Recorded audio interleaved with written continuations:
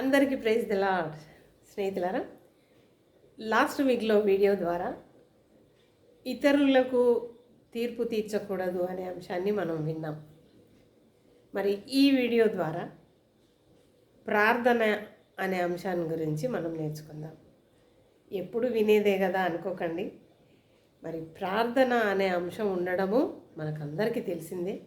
అయితే ప్రార్థన అనే అంశాన్ని మనం ఎలా వాడుకుంటున్నాం, ఎన్ని విధాలుగా వాడుకుంటున్నాం, మరి ఈ ప్రార్థనకు ఒక పరిమాణము అనేది ఉంటుంది, లేక కొలత అనేది ఉంటుంది.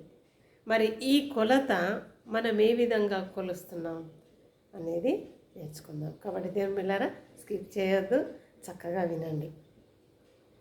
మరి మన ఇంట్లో ఏదైనా ప్రాముఖ్యమైన అవసరం ఉందనుకోండి, లేక కుమార్తె వివాహం చేయాలి అని అన్నప్పుడు మనం ఏం చేస్తాం? మొదటిగా యేసయ్య దగ్గరికి తీసుకెళ్ళాలి. ఆ దేవుడు నాపై కనికరం ఉంచి నా బిడ్డకు మంచి వివాహ సంబంధం తీసుకురావాలి అనే ఒక ఆశ చొప్పున మనము ఆ విజ్ఞాపనను దేవుని దగ్గరికి తీసుకెళ్ళడానికి నిర్ణయించుకుంటాం.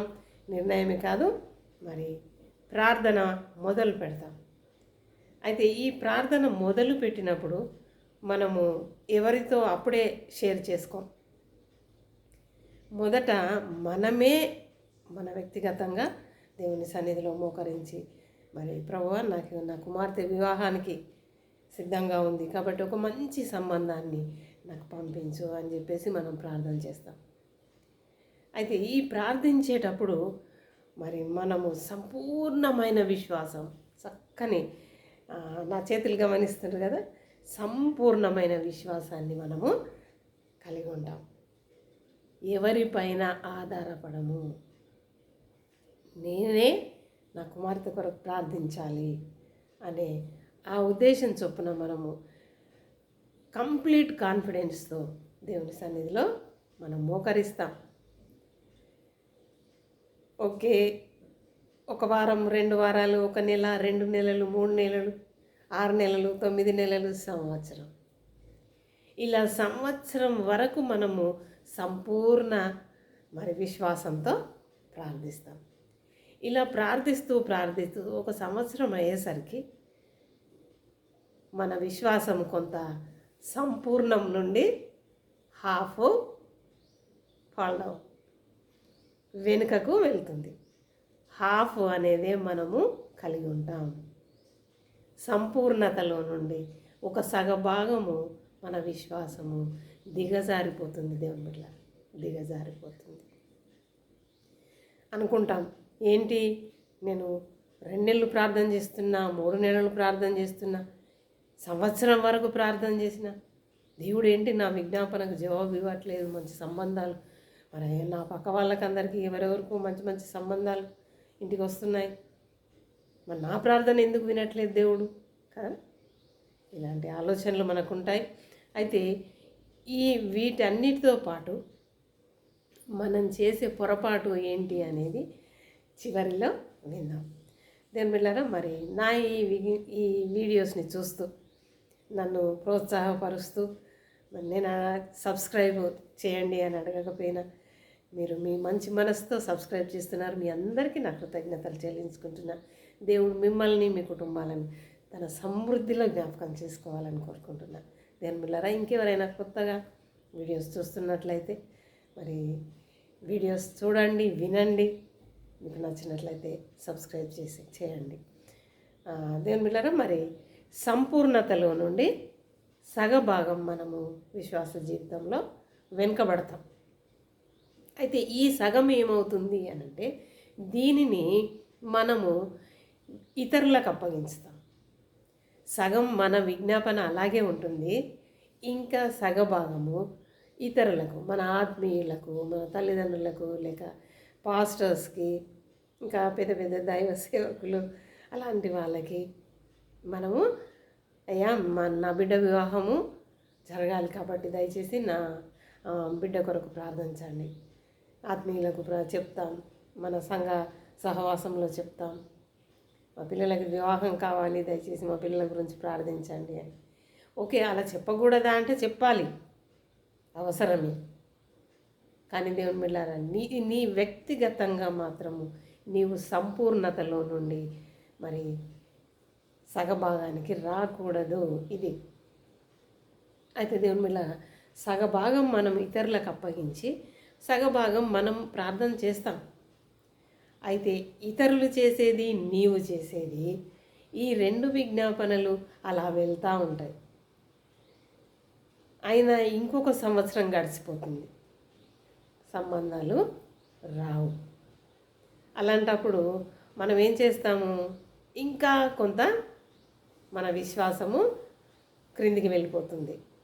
సంపూర్ణత నుండి సగ సంపూర్ణత, అక్కడి నుండి అల్ప విశ్వాసంలోనికి వెళ్తాం. సంపూర్ణ విశ్వాసము, సగ విశ్వాసము, అల్ప విశ్వాసం, ఇంకా పూర్తిగా డౌన్ అయిపోతాం. అక్కడికి వెళ్ళిన తర్వాత ఎందుకు దేవుడు నేను ఇంతగా ప్రార్థనలు చేస్తున్నా, ఇంత చేపిస్తున్నా, నాకు జవాబు ఇవ్వట్లేదు అని చాలా ఆయాసపడి అప్పుడు మళ్ళీ ఒకసారి దేవుని సన్నిధిలో మోకరించి, ప్రభువా నేను ఎక్కడ ఏ పొరపాటు చేస్తున్నా, ఎందుకు నాకు జవాబు ఇవ్వట్లేదు అని అప్పుడు మళ్ళీ ఆ అల్ప విశ్వాసంలో నుండి ఆయన ప్రార్థన చేస్తాను. పేతురు కూడా అలాగే చేశాడు కదా. ప్రభువా నీవు నడిచినట్లు నేను కూడా నీటి మీద నడవాలి, కాబట్టి నాకు సహాయం చేయన్నప్పుడు యేసయ్య రమ్మని సెలవిస్తాడు. మరి ఈ పేతురు మంచి విశ్వాసం, సంపూర్ణ విశ్వాసం. ఎందుకంటే ఎదురుగా యేసయ్య ఉన్నాడు, వెనుక శిష్యులు సహవాసం ఉంది, ఇంకా నాకేంటి అన్న విశ్వాసంతో మరి చక్కగా నీటిలో దిగడము, నీటిపై నడవడము కొంత జరుగుతుంది. మధ్యలోకి వెళ్ళిన తర్వాత పెద్ద గాలి రావడం, మరి పేతురు నీటిలో దిగిపోవడం జరుగుతుంది. ఆ గాలిని చూసి పేతురు సంపూర్ణ విశ్వాసంలో నుండి సగ విశ్వాసానికి దిగిపోవడం జరుగుతుంది. అలా సగంలో ఇంకొచ్చేసరికి మరి అతని విశ్వాసం అనేది ఇంకా క్రిందికి అలా నీటిలోనికి పూర్తిగా మునిగిపోయే పరిస్థితులు వస్తాయి. అప్పుడు అక్కడి నుండి కేకలేస్తాడు, ప్రభువా నన్ను రక్షించు అని. అప్పుడు యేసయ్య అతన్ని లేపి ఏమంటాడు?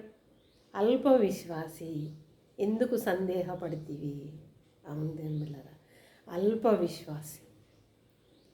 మనము సంపూర్ణ విశ్వాసంలో నుండి, సంపూర్ణంగా విశ్వసించి ప్రార్థించే స్థితిలో నుండి అల్పమైన స్థితిలోనికి మనమే వెళ్తాం. అలా వెళ్ళడాన్ని బట్టే మన ప్రార్థనలకు ఆలస్యము జరుగుతుంది దేవుళ్ళారా.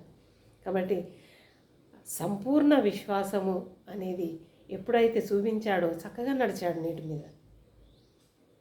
యేసయ్య అల్ప విశ్వాసి, ఎందుకు సందేహపడితివి కదా. ఈ మాట నిన్ను నన్ను దేవుడు అడిగితే, లేకపోతే ఈ విధంగా సంబోధిస్తే ఒక విధంగా ఇది షేమ్ కదా. అబ్బా నన్ను అంత మాట అన్నాడు దేవుడు అని కొంచెం సిగ్గుపడతాం. దేవుళ్ళారా, అట్టి అల్ప విశ్వాసి ఆ పేరును మనము సంపాదించుకోకూడదు దేవుని నోట నుండి.